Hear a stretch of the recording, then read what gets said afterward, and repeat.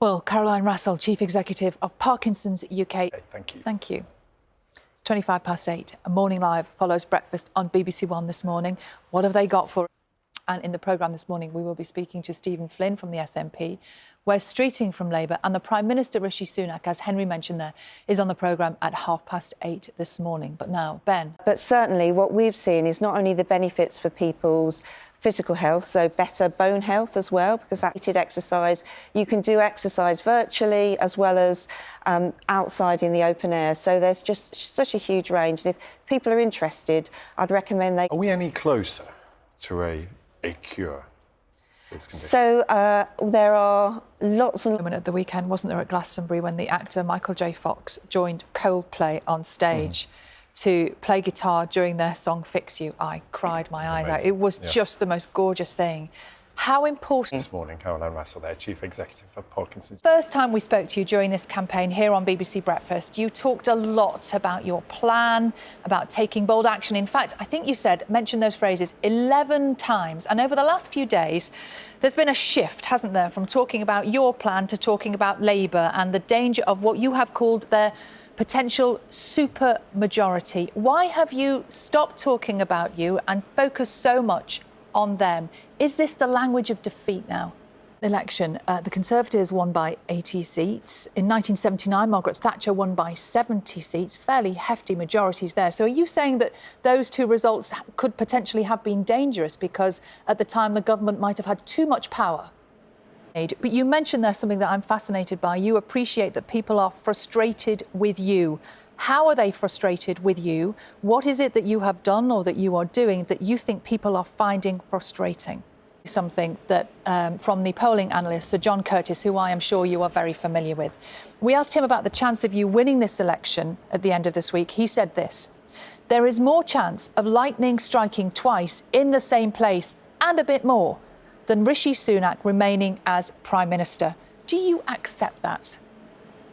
The plan. In this campaign, it's about the plan. Stick with us and we'll deliver on this plan.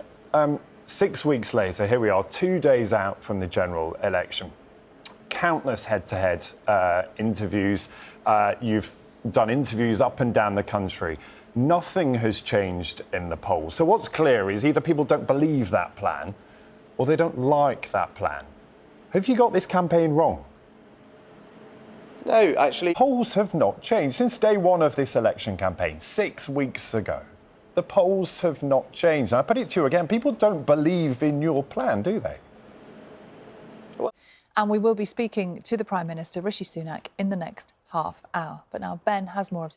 We'll keep a close eye on that hurricane as it progresses throughout the week. But just approaching 14 minutes past 7, let's check on the weather a little. Full list of candidates standing in... At 7:30, we'll speak to Labour's Wes Streeting and the Prime Minister will talk to us at 8:30 here on Breakfast. Now, imagine spending hundreds of pounds on tickets to see your favourite band or singer, only to find the seat that you've paid for has a restricted view that you just didn't know about. Yeah, a lot of fans who face that, understandably feeling pretty angry and out of pocket. So what exactly are your rights?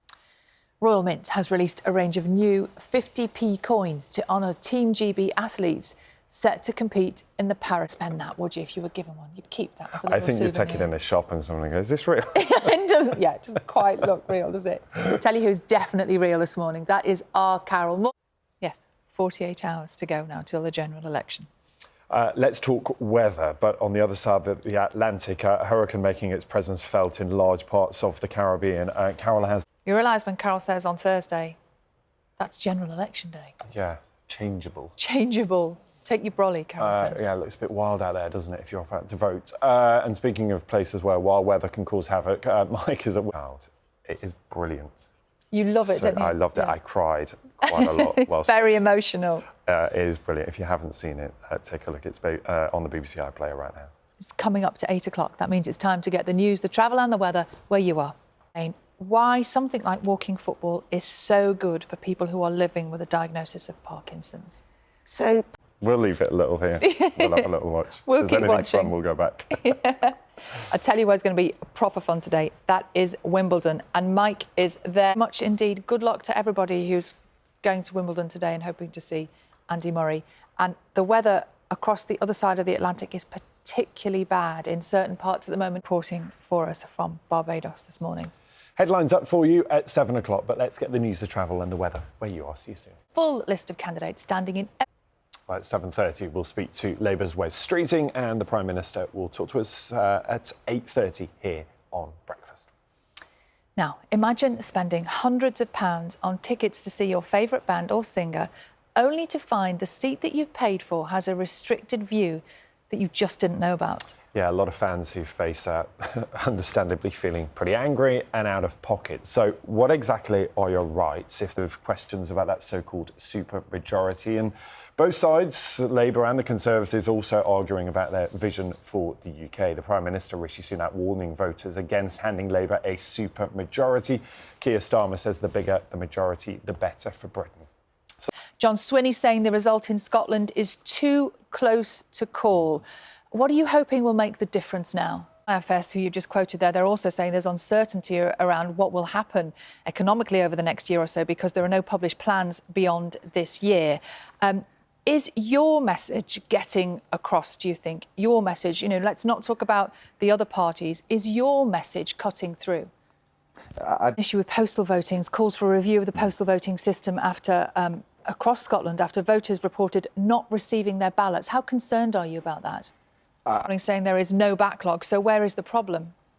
Wanting a vote for independence, both the Conservatives and Labour saying they won't consider another independence referendum. Would your energy, in fact, be better spent elsewhere?